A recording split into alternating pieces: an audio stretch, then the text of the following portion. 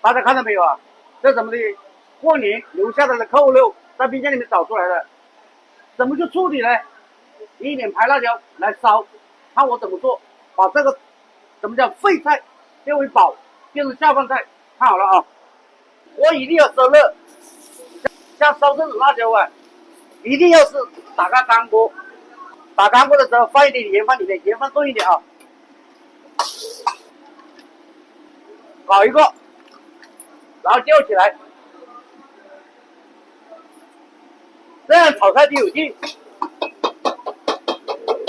用勺子啊，趁他不注意，敲，这个时候呢，敲牢了倒出来，锅一定要烧热，80块钱的茶油搞半斤，蒜子几个黑豆豉放里面煸香，然后把辣椒倒在里面，一点点味精。这个时候呢，把过年留下来的扣肉1块、2块，我吃1块，你吃1块，他吃1块，再搞点盐菜放里面，吃个2餐，这里下午再吃。开大火爆炒，把锅气炒出来，出锅，看到没有？